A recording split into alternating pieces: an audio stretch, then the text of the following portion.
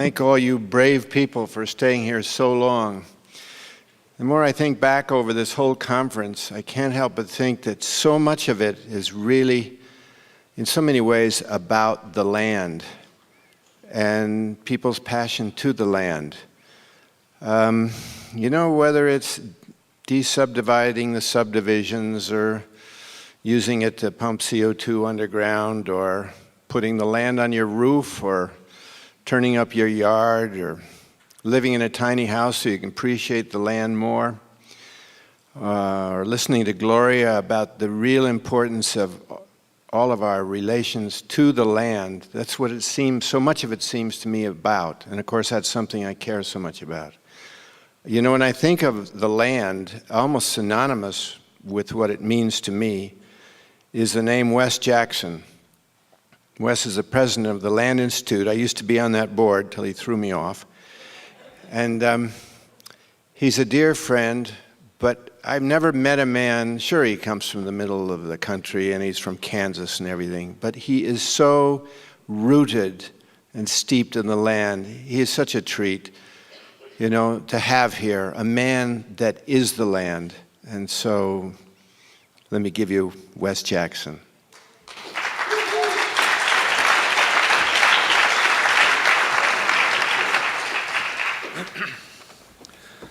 Well, thank you, John.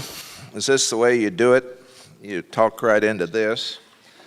Well, congratulations to John and Piper and everybody else that made this possible. I was just saying down in front here a moment ago, in my view, this is where the action is. Anybody that's here is not here in order to get a grade or a diploma. And I love the people that come to the microphones. And I really honor the fact that so many of them have a Chautauqua in their head and given to spontaneous elaboration rather than the usual university student approach of minimal compliance. And so I think this is where the world changes. And these conversations are going on all over the country. Now, by the way, a couple friends of the land are passing out some sign-up sheets for those of you that are not friends of the land. I'm assuming you're enemies. If you're not friends of the Land Institute, we'll send you a land report free once. David Orr is the man who we all know in the so-called movement that is the most encyclopedic, the most well-read, the most knowledgeable about where the movement is going and where it has been. And so you were very lucky to hear what David had to say. And I always learn a lot. If I knew as much as David, why, I would have to charge money to give talks. I did want to say a little something about, there was another time in our country. I happened to look up Dwight D. Eisenhower's farewell address and his first inaugural address. Just here's what he said a couple of places. This is in the farewell address, that we need a balance between the cost and hope for advantages, balance between the clearly necessary and the comfortably desirable, balance between our essential requirements as a nation and the duties imposed by that nation upon the individual, balance between actions of the moment and the national welfare of the future. That's in the farewell address. In the inaugural address, love of liberty means the guarding of every resource that makes freedom possible, from the sanctity of our families and the wealth of our soil to the genius of our scientists. Eisenhower did some things wrong. The interstate highway system has probably been one of the worst things that ever happened to this country, as far as what it means in terms of the use of the fossil fuels. Well, I was given the assignment that was a very modest assignment. I was supposed to talk about ethanol, local food, climate,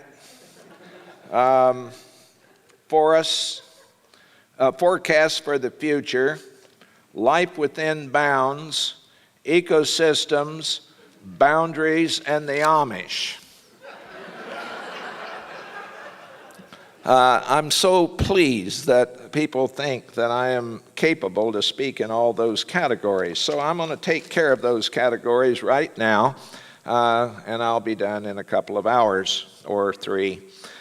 Ethanol, it's alcohol. It comes from corn and may come from cellulose. Local food, a good thing. Climate, it's changing. Boundaries, yes, we must have them. The Amish, they're good people. And ecosystems, they exist. Now that I've taken care of the assignment, I'm going to give you a talk that I think captures the realities that are that embrace all of that. Before I do, I want some spontaneous elaboration. In just thinking about our problems and how we got here, I think about Dan Luton, who used to teach at Berkeley.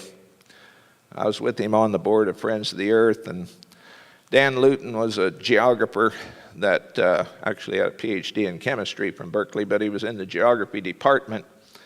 And he wrote once, he's got a wonderful book that has to do with the end of, progress against growth. And Dan said once, we came as a poor people to a seemingly empty land that was rich in resources. And we built our institutions for that perception of reality. Poor people, empty, seemingly empty land that was rich. Our political institutions, our economic institutions, our religious institutions, all predicated on that assumption. And he says, now we become rich people with an increasingly poor land that's filling up. And those institutions don't hold. He says, we patch them up. We give them a lick and a promise. We also, as coming in with the Judeo-Christian idea, come in with the strong idea to this continent of the Exodus. And the manifest destiny of Moses is played out here with our own manifest destiny. And when we hit the Pacific shore, we then turn to have the manifest destiny continue by turning more deeply into the bowels of our continent. So we've got an awful lot of rethinking to do. I come from the Great Plains, from Kansas, and that's a place that's been where there's been a series of mining economies. John Fisher wrote about this in Harper's slightly before he died. He'd been editor there. First, the Indians mined the flint. That could go on a long time. Then came the miners of hides, the bison, and then the miners of bones, and then the miners of grass, and then the miners of oil, and then the miners of natural gas, and then the miners of water. It's built into our psyche to be a people that has been dependent upon the extractive economy. I think it's true of the country generally. And it's the we'll think of something when this particular resource plays out.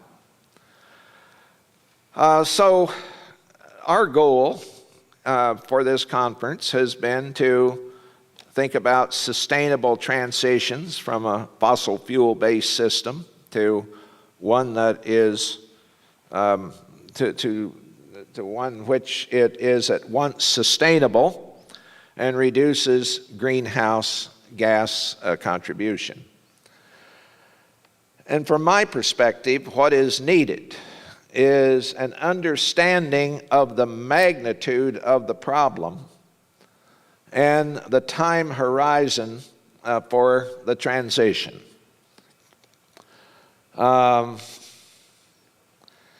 As an evolutionary biologist, a geneticist, I'm forever wondering, why did the earth not make skyscrapers? Why did the evolutionary process come up with a pigment, chlorophyll, that is only 2% efficient? Given what the earth has managed to come up with, eyesight, sense of smell, sonar, mammals able to return to the ocean and become whales, take the jawbone out of a reptile and turn it into the inner ear of a mammal. Here we have all of these inventions on the part of the evolutionary process. And why is it that there wasn't a black body that could absorb sunlight and get more for our perceived needs? Well, I don't know if that question will ever be definitively asked. I've asked a lot of physicists and chemists that question, and I've got a variety of answers that I've written down. And I'm not going to go into them, but the point is we ought to be thinking about this planet of ours as, I think, from the outside in. Stan Rowe, the great ecologist at the University of Saskatchewan, he's dead now. He had studied under Weaver at Nebraska. And Stan Rowe is kind of my guru in a way. He's got a book called Home Place. And in there he talks about the common sense view of humans of looking from the inside out rather than the outside in blunts our understanding of the earth. He gave this example. He says, imagine we could make ourselves small enough that we could go inside a cell. So small that we had to have binoculars to look around. And if we did, we would say there's a crystal there and that's not living. We'd see some things wiggling around. We'd say that's life. But he says we step outside the cell and we see the whole cell is alive. Just so with planet Earth, which he calls the ecosphere, And embedded within that ecosphere are ecosystems. He does not call it a biosphere. I actually agree with him. That term should be eliminated. It gives the bio bias. And he makes the point that the ecosphere is in fact a supra-organism that gave life to organisms. The non-living world gave rise to organisms. Organisms did not give rise to the non-living world, except in an interactive way once they got here. So Stan's idea is that we then treat the physical world as loose stuff just lying around that we can play fast and loose with. And so he says a big mistake, a conceptual error, is the conflation of organisms and life, when in fact the whole thing is alive, meeting the definitions of life that are available. Now, to me, this, and he believes this himself, believed it himself, that it's this kind of a transformation, psychological transformation, we're going to have to make. It is a mistake to call the earth a life support system. Rather, embedded within the ecosphere are organisms that are, in other words, you have an oxygen molecule out here. It's now here. It's now in the lungs. It's now in the toe, oxidizing a sugar. And then CO2 comes out. This total interpenetration between the physical and the biological world, he says, is necessary for us to begin to get a grip. But the common sense view is what is the result of the history of us coming out of, as creatures of the Upper Paleolithic, and then coming through agriculture and an enlightenment and so on. So just as the sun doesn't move, and we had to get it straight, that in fact the earth goes around the sun, that's not common sense either. It is now probably necessary for us to acknowledge this hierarchy looking downward from the ecosphere to the ecosystems, to then organisms, to the organs, to tissues, to cells, to molecules, to the atoms in this hierarchy of structure. Now, what does that have to do with what we're talking about? I think it has almost everything to do with what we're talking about.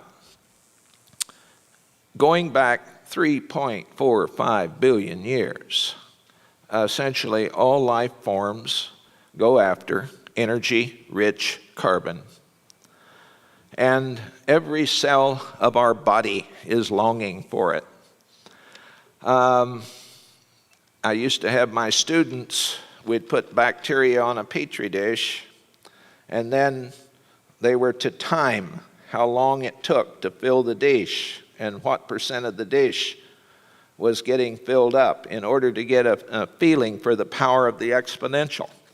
As long as there's sugar and as long as there's no boundary, it just grows.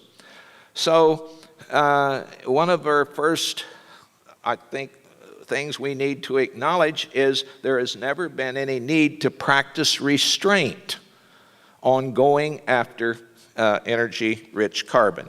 So I'm hoping I can make this work. If we look at the figures from that petri dish, or look at the results of the students from the petri dish, or look at a similar growth dynamic with Drosophila flies in a flask, or whatever, we get curves that are not too dissimilar from the curve we see below. Now, let's take this kind of slowly. 1900 to 2100.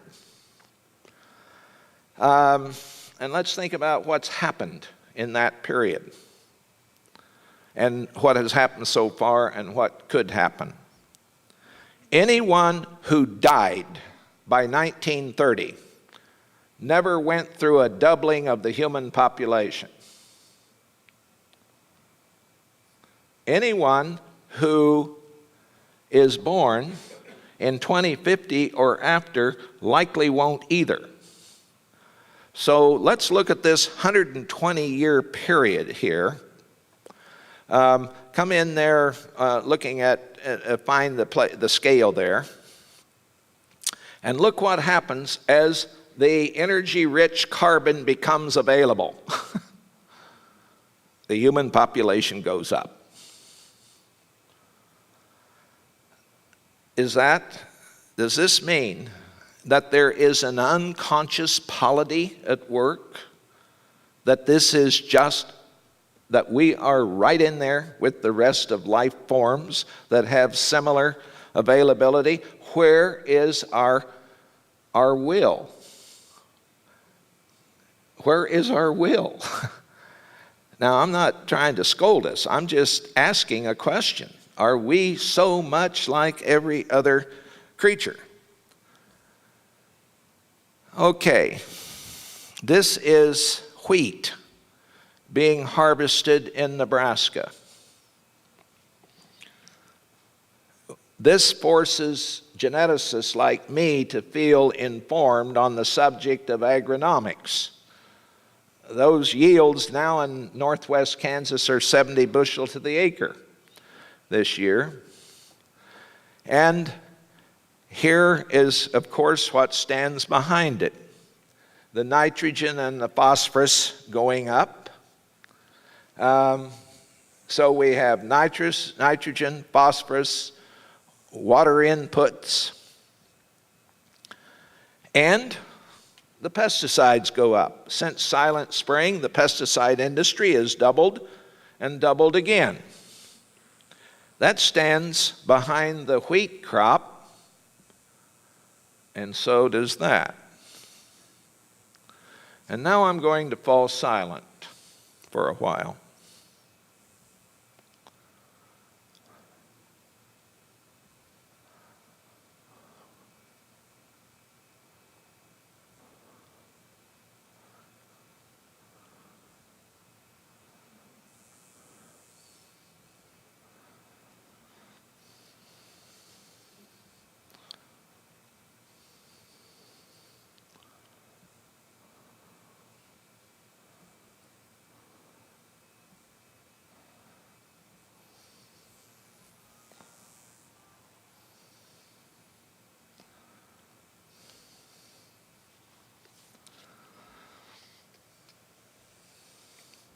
Is it possible that our leaders are taking a totally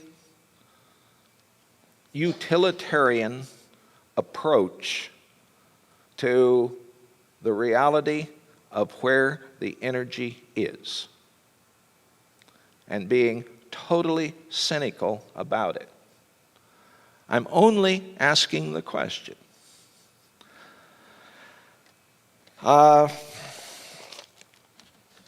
Correlation does not mean cause and effect, but we do start with correlations and work our way toward cause and effect in science. At least we've got a correlation. So, in thinking about this and the need for us to get energy-rich carbon and having what it takes, and coming back and looking at the juxtaposition of those two, now let's think about what a sun-powered reality is using contemporary sunlight.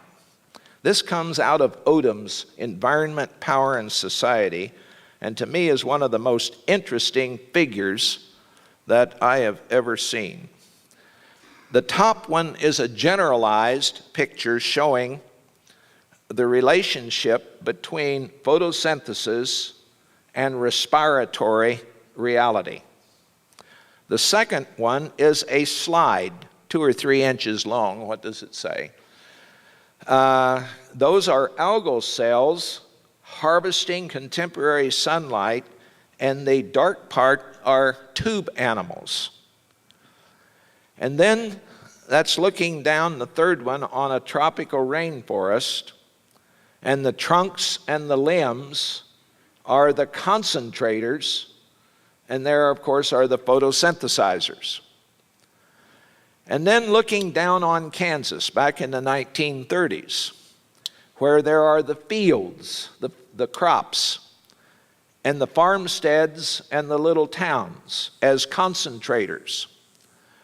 When you turn these to a common scale, the relationship between the concentrator to the photosynthesizer is about the same. So here is Kansas, and here is Bruegel's The Harvesters in about, I think, 1565 or so. Now study that painting with me. And the first question is, are the people short or is the wheat tall? And just start counting the people. 1, 2, 3, 4, 5, 6, 7, 8, 9, 10, 11, 12, 13, 14, 15, 16, 17. There's somewhere around 17 to 20 people in that particular scene, plus there's a wagon load of straw taken to a barn somewhere to be threshed.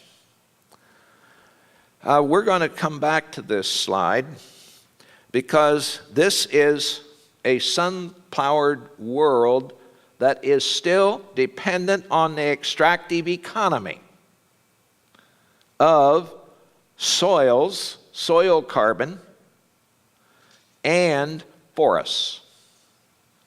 By the time of Charlemagne, an enlightened ruler, the onslaught of the forests was well underway. Now I'm going to pause here for a moment and ask you to think about the history of Homo sapiens as a gatherer and hunter for 150 to 200,000 years with the 1,350 cubic centimeter brain. A creature that was gathering, hunting, and then about 10 to 12,000 years ago, on the eastern edge of the Mediterranean, it was toward the end of the ice sheet. It had dried out there. And there is where the greatest group of revolutionaries to ever live began and gave us, starting somewhere probably in the Zagros Mountains of western Iran, the beginning of all of our crops and livestock, beginning with wheat. That was the practice of till agriculture in which we got into the first pool of energy-rich carbon at the rate that we wasted it and used it. It was faster than it was being formed. The second was forestry, and then several thousand years go by, and then it's around 1750 coal, and then Drake's oil well, 1859, oil, and then natural gas. So global warming perhaps began right there at 10 to 12,000 years ago. The line was pretty flat. The population didn't rise much. But by 1700 in England, the forests were essentially gone. They were using them, burning them for the pig iron. And then England went to Ireland and took the pig iron there to use their forests. And then we got into coal in a big way around 1750, starting 1750. 100 years later, 1859, Three things happened. Number one, Drake's oil well in western Pennsylvania. Number two, Darwin's Origin of Species appears in London bookstores. If it hadn't been for coal, there would not have been the slack to send Darwin around the world. The British Empire would not have had that kind of slack. And a third thing happened. John Brown was hanged at Harper's Ferry. 2 years later, the Civil War begins, and the industrial North, heavily subsidized by coal, versus the more agrarian South that did have coal in Birmingham and a few places. But the agrarian South with slaves versus the more industrial North, well, the more industrial North could afford to be more righteous about the elimination of slavery.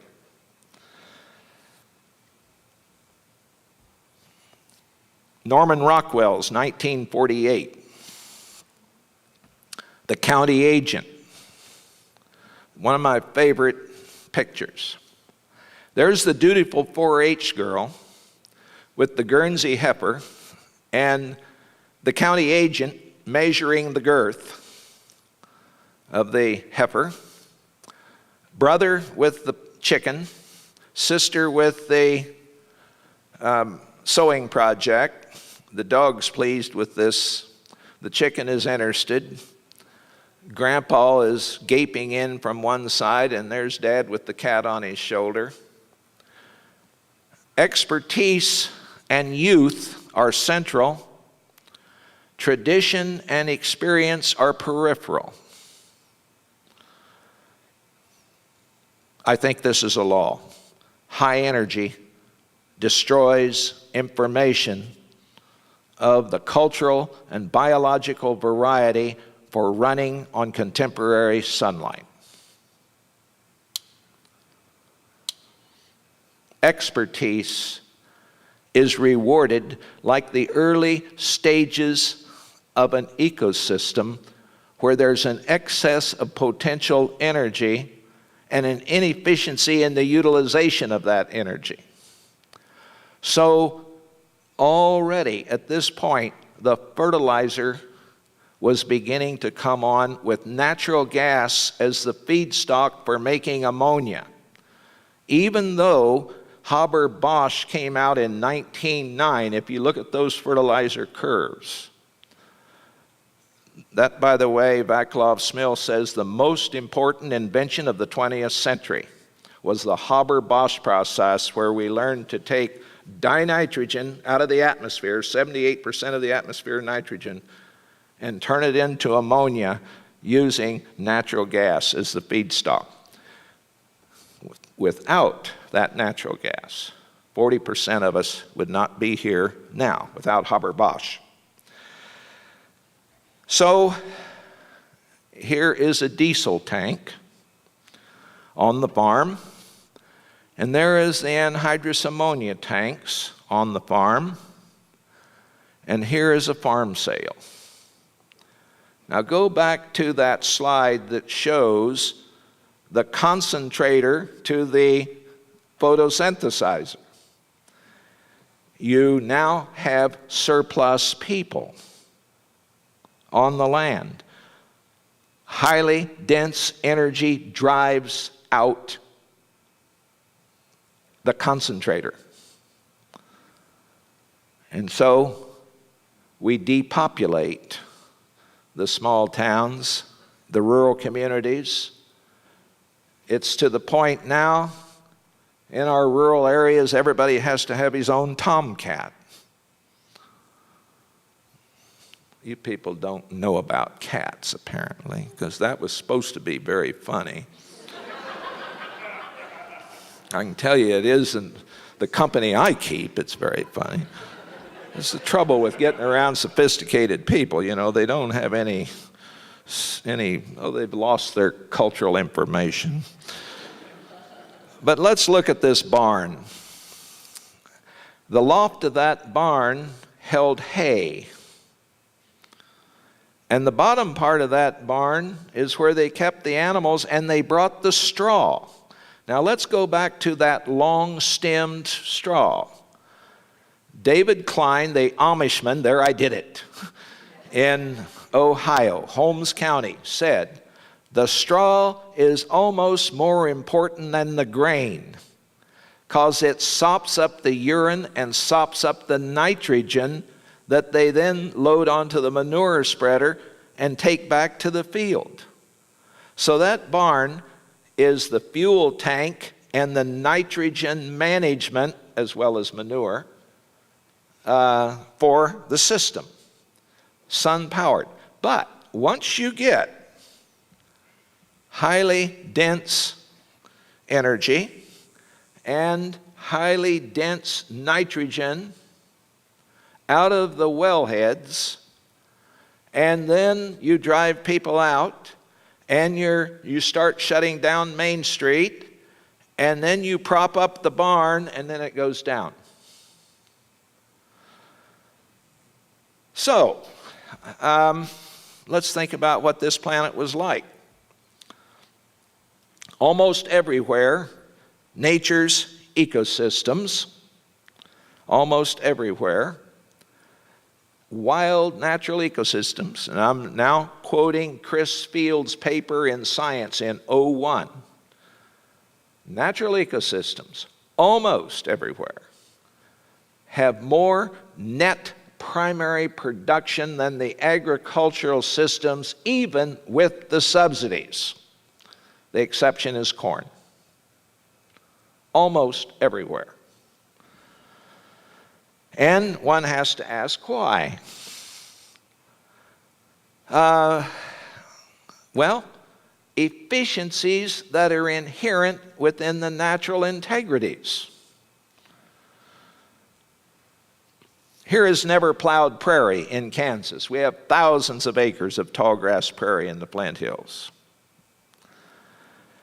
And Jerry Glover, our soil scientist at the Land Institute, has been looking at the soil carbon in never plowed prairie and right across the fence in agricultural land.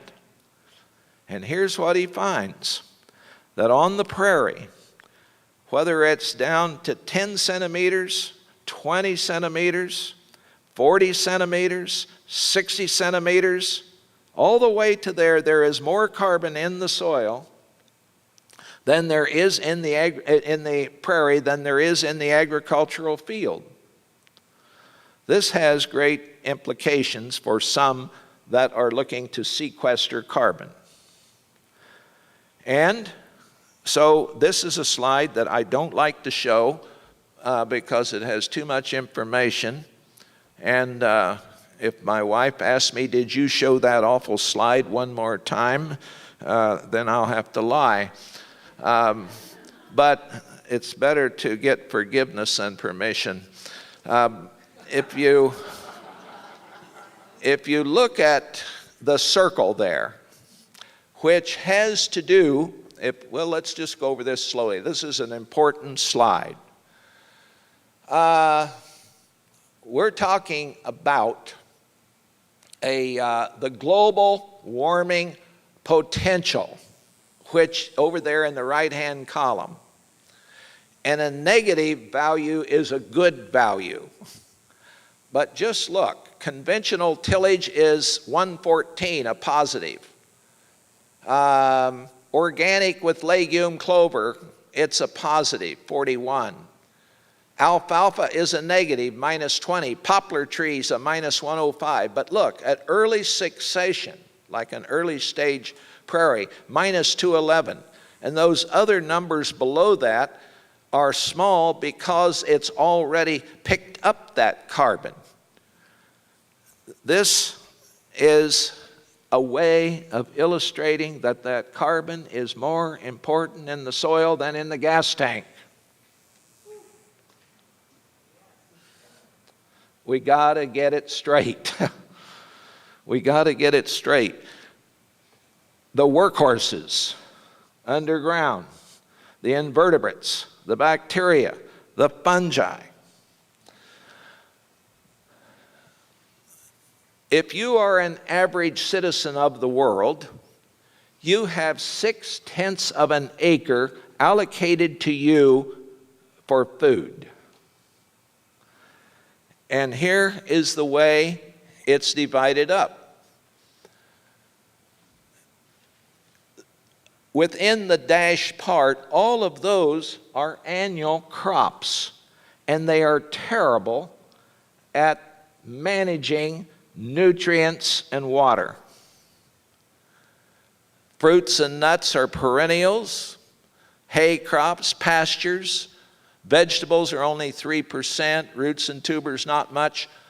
But the problem of agriculture is within that dashed line, and that's where we're turning primarily to feed automobilists.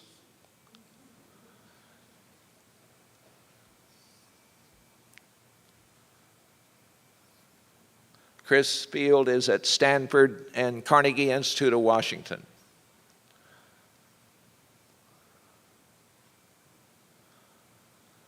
If we're already in trying to feed people, agriculture is the largest threat to biodiversity and ecosystem function of any single human activity, and then we're going to add cars and trucks as the food, as in competition with us. You know what we'll do? We will expand into the ecosystems. This is the Millennium Ecosystem Assessment Report. Some 3,000 scientists contributed to this. So here is nature's way. Perennials in mixtures, a rainforest, desert scrub, prairie. And why is it? Well, let's look at the elements that go into life, because we ultimately, here's my position. As long as we can eat, we might figure our way out of this current problem. But if we can't eat, and if we don't protect the food source of the soils, well, that is another ballgame. So here are the periodic chart of the elements. I understand there are about 112 now. And these are the ones that go into life. Fewer than 30. There are only 4 of those in the atmospheric commons. The rest are in the soil. Why is it that the soil is getting so little attention? Why is it that we keep treating soil like dirt? Because we are so manic about this energy crisis. That is only is what is the temporary current major problem. Right now, there are 27 million slaves in the world. And look where they are. Mostly where the soils are worn out. Sub-Saharan Africa is one example. So this is why the Land Institute's been breeding perennial grain crops. We've been at this now some 30 years, and we got 30 to 50 to go. And we make our crosses, and we select, and we make hybrids with sorghum and wheat, and we have perennial sorghum that's winter hardy, and we have wheat now that you can see it's been harvested here, and it's coming up. So we're making good progress, and we're getting some good seed size, and we're working also with perennial sunflower.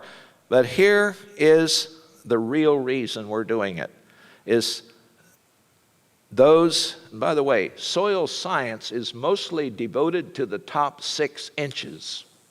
You look at the papers in soil science. Well, here are roots that actually would go down, 20 feet maybe. We grow them out to only 10 feet. But look, here is the part of the country that was blessed by the Pleistocene, that scraped all that pulverized rock, the soil, down into the upper Midwest. And lucky for the upper Midwest, it happens to be north of the Gulf of Mexico, and the water happens to come right in the spring when we need to grow the crops. That's why this is the most important agricultural land of the world. And what do? We plant an invasive species called corn.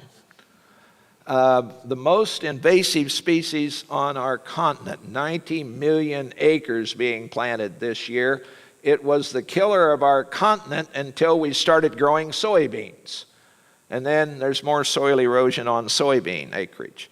But this is what it looks like in the spring from the satellite. It's exposed. So here we see big blue stem, a native prairie plant. We also see the annual wheat plant. And why is it that nature has those elegant roots? To get at the stuff that goes into life. Human cleverness says, well, we can do minimum till or no till, and we do it, and then they take a picture to show that water coming out nice and clean is coming from a minimum till. That which is dirty is conventional, but you take a sample of that clear water and it's 3 times above the EPA acceptable level with nitrogen. And so we have a dead zone. There are now officially 150 dead zones around the world. Gene Turner, Nancy Rabelais at Louisiana State University who work on dead zones Nancy says, oh, Wes, there are 1,000. And so it goes. Despite the large inputs to croplands, current global NPP levels are 5% less than those of natural ecosystems. And here's Jerry's slide again, just to remind you. I don't know how that got in there. But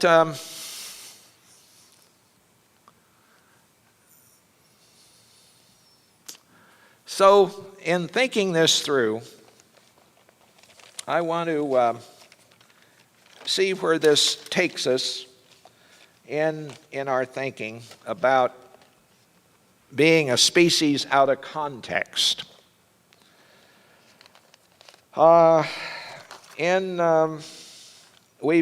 In these 5 pools of energy-rich carbon that were taken down so fast, 1850, before Drake's oil well, wood accounted for 91% of U.S. energy, and we had a shortage.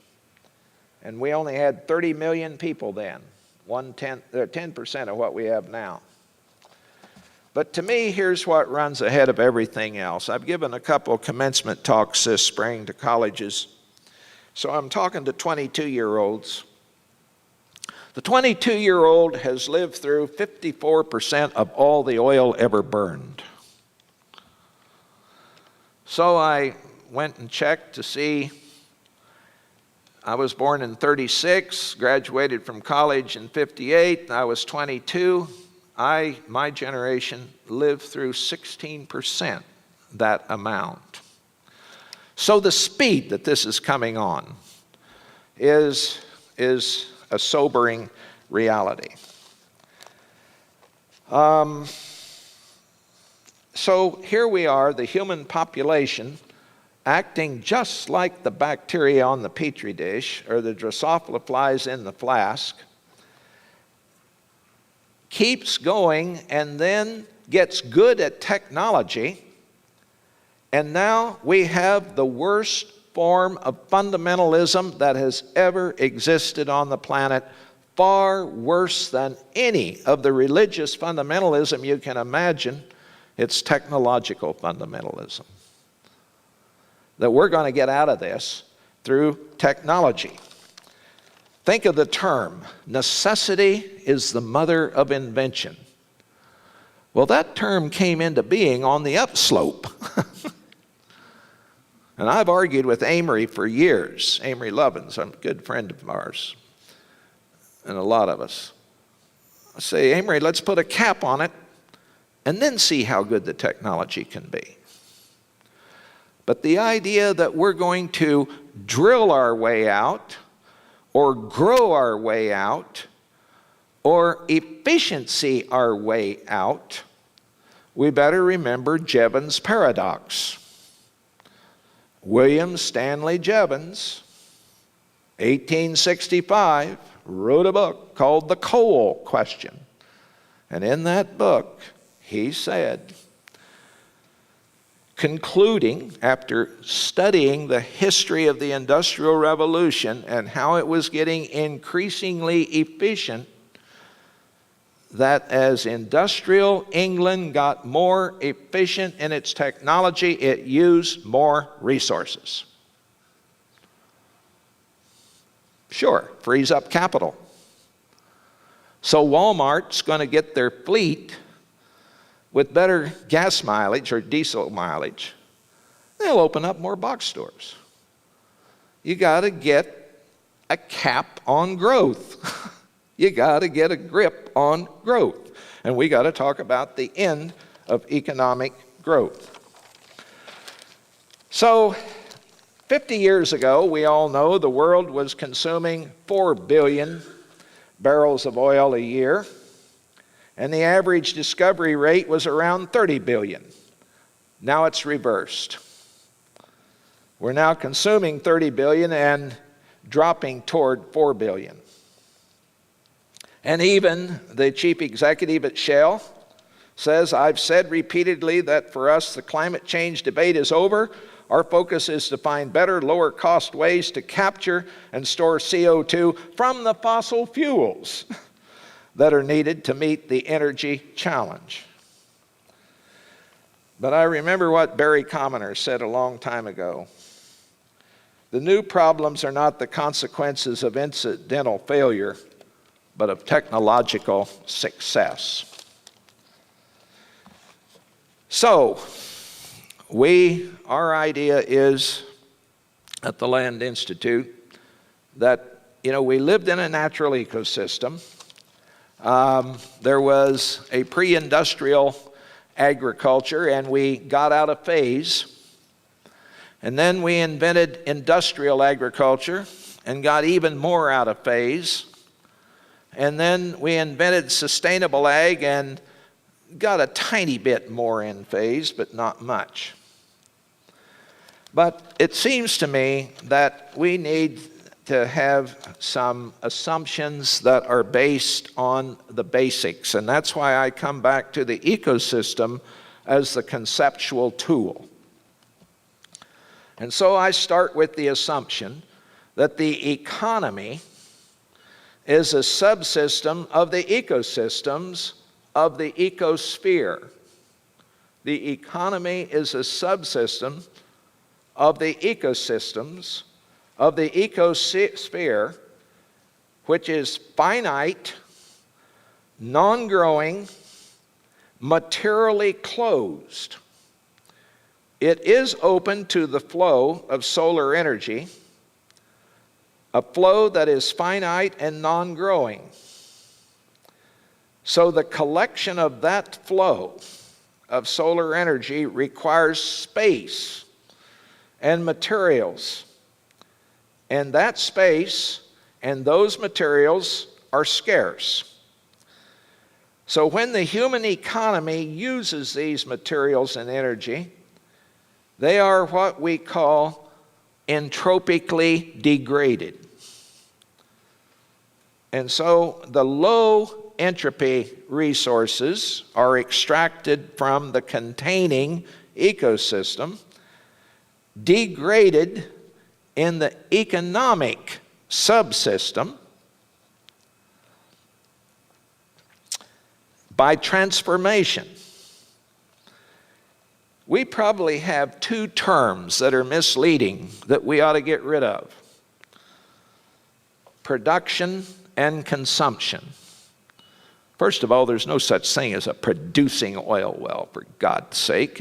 You're extracting. I mean, the green plant is a producer in the sense.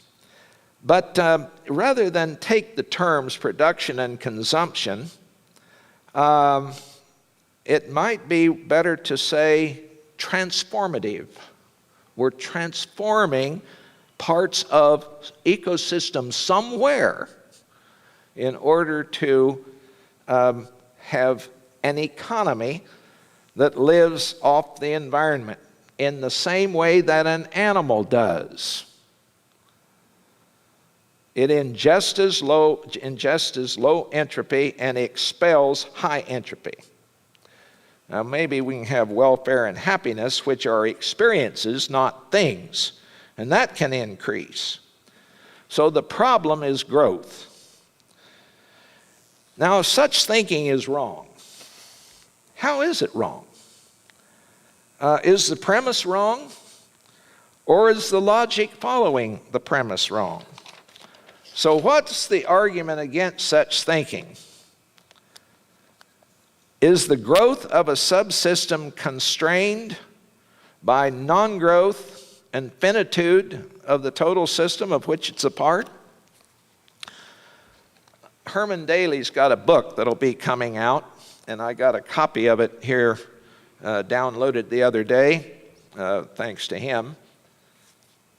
And he quotes an American economist in 1820, a Daniel Raymond, who explained why he omitted the ideas of Malthus in his book, Political Thoughts of Political Economy. And here's what Daniel Raymond, 1820, said: although Malthus' theory is founded upon the principles of nature, and although it is impossible to discover any flaws in his reasoning, yet the mind instinctively revolts at the conclusions to which he conducts it, and we are disposed to reject the theory even though we could give no good reason. And Herman Daly, in citing this, says, the disposition of the economist's mind is instinctively revolt at any remotely Malthusian proposition without needing to give good reason, and that has not changed since 1820. But Mr. Raymond's basic approach remains very much in vogue. The only difference is his disarming honesty has fallen out of fashion. So the reality of limits is now upon us, and of course, unfortunately, we have a conflict. The physical impossibility of continued growth is confronted with the political impossibility of limiting growth. The physical impossibility of continual growth is confronted with the political impossibility of limiting it. Try to talk to a politician about limiting growth and see where you get. And one way we're going to have to accept that growth can be uneconomic. But will it come after human suffering beyond anything we can now fathom? Now I realize this all sounds a bit tedious. So to continue with the thinking of Herman Daly with some concrete examples. What do populations of cars, populations of buildings, and televisions, and refrigerators, and livestock, and yes, even trees, and fish, and wolves, and giant pandas all have in common with the population of human bodies? Well, they take up space and require a throughput for their production, maintenance, and disposal. And that one sentence, I think, is at the core of what we're thinking about here. The things are members of populations that experience entropy. So whether it's overpopulation of whatever, they are all dissipative structures, and that defines the problem. Now, how many times have we heard say that the demographic transition will automatically stop population growth if only per capita consumption grows fast enough? And then Daly goes on to say that arguing that one term of a product will stop growing if only the other term grows faster is not very reassuring if it's the product of the two terms that's limited. Will the average Indian's consumption have to rise to that of the average Swede before Indian fertility falls to the Swedish level?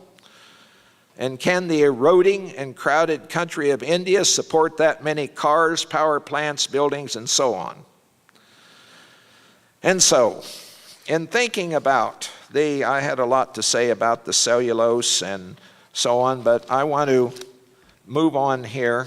And since it was taken care of by two gifted debate people, we're not going to go back to hunting and gathering, and we're not going to have pre-industrial agriculture willingly. And so we're arguing that as a way to begin, start with food and try to build our agricultural systems to mimic, I see you out there, Janine Benyus, to mimic natural systems, to take advantage of the efficiencies that are inherent within the integrities. And I just want to give you one little example about nitrogen. Nitrogen, the energy costs for nitrogen in America's fields, it takes twice as many calories to sponsor the nitrogen as is used for tractors, combines, and so forth on the farm, all traction. Twice as many calories. But now imagine, say something about the size of your lead pencil, half the size of the eraser of your lead pencil, as a nodule on a legume root. A bacterium lands on the root. Cells start growing around it. And as they do, the atmosphere that's trapped in there is oxygen and nitrogen. But it's that N2 nitrogen. The plant uses the oxygen in the growth of the cells and leaves, remember it's 78% nitrogen, it leaves an atmosphere of 80%, 0.8 atmospheres, because it's used up the oxygen, with 21 enzymes and ambient temperatures at 0.8 of an atmosphere. That symbiotic relationship fixes that nitrogen and turns it into NH3. At the anhydrous ammonia plant, not 0.8 of an atmosphere and not ambient temperatures. It's 300 atmospheres and 400 degrees C. Now that's what we have to work with. And what did I say? 21 enzymes? Information rich. The high energy epoch, highly dense energy epoch has destroyed information. But thankfully we still have information in ecosystems in the DNA. So the ecosystem has to become the conceptual tool for the management of our resources Unfortunately, we are children of the industrial mind and inside out people rather than outside in. These are young graduate students that we support, 20 of them around the country. The idea is to infect them with the Land Institute virus to overcome the immune system of the university. Very few of them have jobs. Very few of them know where they're going to be with their PhDs. The industrial mind reigns in the universities, and what it's doing is now going to this latest cheap trick of biotech, the single gene approach to solving a problem, the reductive end of the world rather than the ecological end. So there's the prairie, and there's the story, and there's what invention and innovation is going to get us. And here's the reality on renewable fuels. Those are the energy balances. There's not much. And this David showed. But here is, I don't want to call it the Saudi Arabia of wind. That's where they cut people's hands off. The Persian Gulf isn't much better. But anyway, we got a corridor with a lot of wind capacity. And here are the top 20 states: North Dakota, Texas, Kansas, South Dakota, and the Land Institute just put in a climate energy initiative. David's helped us a lot on that. And my daughter-in-law, who also happens to be married to my son, that's the way we do it back there. She's the running this program, and has been meeting with the utility heads and the governor, and there's going to be what we're hoping to do is to have next be June of 2008, a sort of a mega energy conference with the Midwestern governors, some Great Plains governors, with the idea that this can get inserted into the energy bill for the next administration, so that the politicians have to deal with it. And we want to be able to say, maybe the next president will say, this is a part of our big energy plan. We can meet all of the electric demand of the United States with wind. And I'll tell you why I think we can in a moment. And then we say to China and India, we're sorry, but we got to have you come along with us. And we realize you had no reason to, because we had no moral ground to be able to talk. But just to show you, there's the wind potential of Kansas, and there's how much we use. And 4 states could meet all the demand. And here are some wind machines. And so let's think about this a bit. This is exciting what's happening. The big thing against wind was storage and transmission. If you transport those electrons through DC current, you can send them over long distances. If, on the other hand, you try AC, well then, where the wind is where the people ain't. But we got DC. We also now are exploring, we have 2 people on this really rigorously, to store the wind, store the air, compressed air, in natural gas wells that have been abandoned, oil wells that have been abandoned, and in the salt mines. Then it competes with natural gas, which is used to handle peak load. They use coal for base load, and any wind is not available for handling base load according to the utilities. But the ability to respond with the pressure. So imagine below now those wind machines with perennial polycultures with the minus 211 carbon sequestration. Remember that number.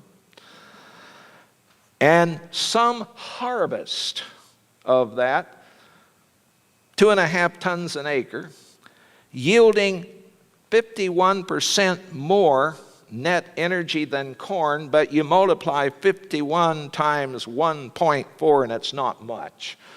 But still there would be some, and I've estimated that if we planted 20% of Kansas, all of the highly erodible land and all of the CRP land, and pulled it off and got 2.5 tons, top theoretical efficiency with the cellulose and so on that was discussed here, that we could meet about 14% of the Kansas current total energy use, using a fifth of the acreage. So this is a long-winded way of saying that while ecology is the ecosystem is the conceptual tool, we're not saying totally no to the products of the industrial mind. And so I'll end and tell you about a fantasy. I'll end with this fantasy. I imagine a building that is round, has a round ceiling. And we're going to paint on that ceiling, like in the Sistine Chapel or something. And we'll have, this is a visitor center or a education center at the Land Institute someday. Here's Adam and Eve. Here's Eve in the garden. Here's the serpent. Adam comes to the garden. There's the offering of the fruit. So we're moving around. And there's the serpent and the offering of the fruit and the acceptance of the fruit. And then the being driven from the garden because they've partaken of the tree of knowledge. And now the angel with the flaming sword is denying access to the tree of life. All right, below that, we have Virgil, Aristotle, Pliny, work our way up, Bacon, Descartes, Copernicus, Galileo dies 1642, Newton's born. And we're coming along under that painting. And then Darwin. And we work our way on up. And there are 6, 3 men, 3 women, ecologists. And they approach the angel with the flaming sword. And they say something like this in Greek or Latin, of course. Too much water's gone through the turbines to give up on the tree of knowledge. But we got to have access to the tree of life, which represents the ecosystem. We want you to sheath the sword, and we make this promise from this day forward. We will never allow the tree of knowledge to have priority over the tree of life. But give us a sign. The angel sheaths the sword, but no sign has been given. But the tree of knowledge comes over and becomes a vine and starts growing toward the tree of life. And now the dualism that goes back to the Greeks and the Hebrews, and the dualism we're living with today that we're struggling with. I kept thinking, as all these talks going on, we got the dualism of the Greeks and the Hebrews here. But that dualism has been arrested, and as you start up the tree of life, when the vine begins to turn, it now threatens to strangle. So what we're now looking for is a kind of a priesthood that will be able to tell us when the vine is beginning to turn. What's the analog for that in our modern world? I think that that is the kind of religious conversion that we're going to have. The rational mind acting alone without the heart is the mind that has run its course and could do so only as a result of the availability of plenty of pools and quantity in those pools, 5 pools. And all we've done is create an economic system. We're highly sophisticated at developing the abstractions to get energy and the accoutrements that energy makes available, and that's called capitalism. We shouldn't beat up on ourselves for it. All we were doing was playing out the 3.45 billion year imperative and continued it while we were exploiting those 5 pools. So we've got to figure out a way to live within our means, and that the only economies that are real economies are the economies of a tropical rainforest, or the economies of a never plowed prairie, or the economies of a desert scrub, or whatever, those natural ecosystems that are information rich and are the ones that have worked out the arrangements through a lot of trial and error. We had a Sunshine Farm experiment that went for 10 years. Marty Bender, who died at the age of 54 a couple of years ago, was head of it. And 210 acres. And the sunlight that fell on that farm had to pay all the bills. And we were wanting to know how much could we export through the farm gate if we paid all the bills. A huge accounting problem. And, Marty died before the book was done, but we have a postdoc that Tad's working with that's going to be working on it, Stanford postdoc. And, but we have enough information to know that, when Marty even went all the way back to the mining of the ore in the Minnesota Iron Range to build the biodiesel tractor, to the embodied energy of the photovoltaic panels, to the draft horses that we had, and we had chickens, and we had about 70 head of longhorn cattle thinking they were the least fossil fuel dependent cattle.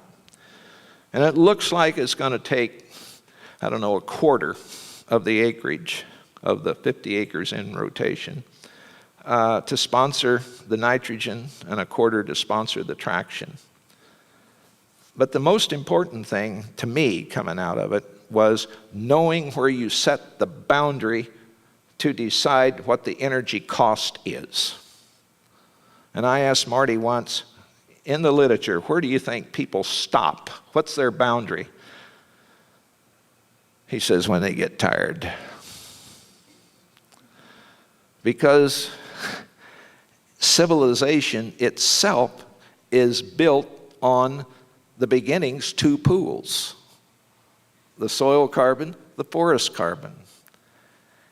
And we have a scaffolding of civilization that's not being taken into account in the accounting. When that scaffolding amortizes and experiences the second law, where's the energy going to come from to do that? Take this viaduct out here, this bridge going over the Clark.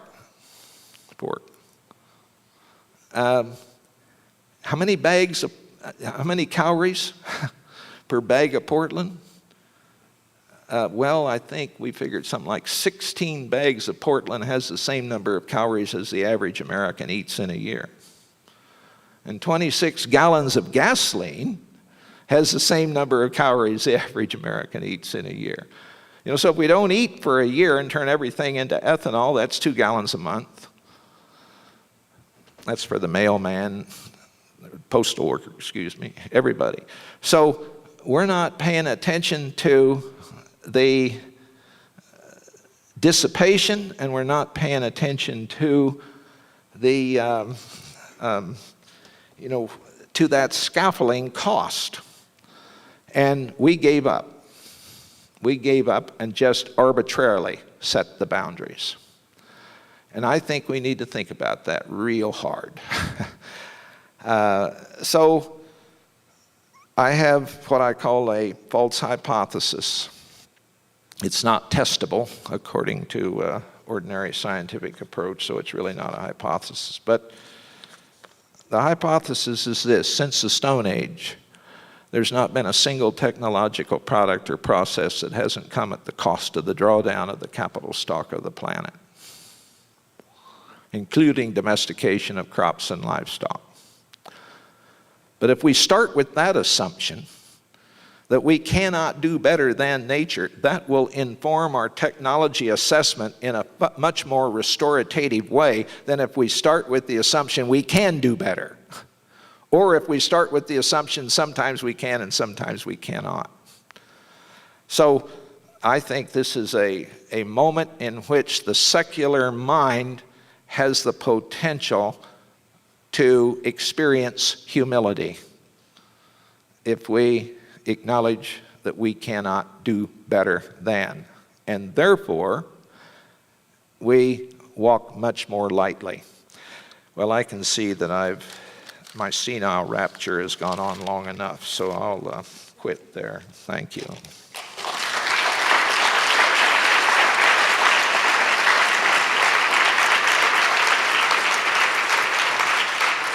Oh, that's Drake's oil well.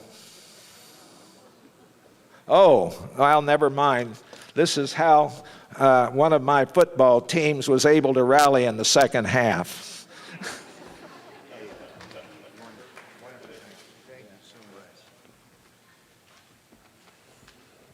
I think we're going to have to do, we have to get out of here apparently, so we have to do private questions to Wes somewhere else. I just, in closing, want to thank all of you for coming. It's been an incredibly good conference. We've enjoyed it tremendously. You've been a wonderful audience. I especially want to thank all of the presenters. I think have been extraordinary. The people who asked questions, but most of all, I want to thank Piper for doing such a very special job and all the help she had from her family.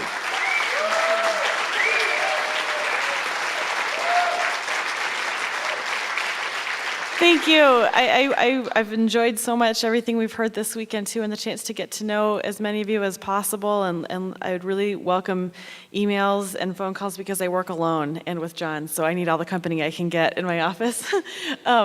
Also, just wanted to thank my parents very much, and I think for those of you that have had a chance to meet them, you understand why. And Whitney Gant and Paul Hubbard and Patsy Batchelder for being here too. Thanks. We'll look forward to seeing you next year. We don't know where, we don't know when, but doubtless they'll be next year. I'll just close by saying one thing that after all you've heard, I think what's wonderful to see is the passion you all have for the West.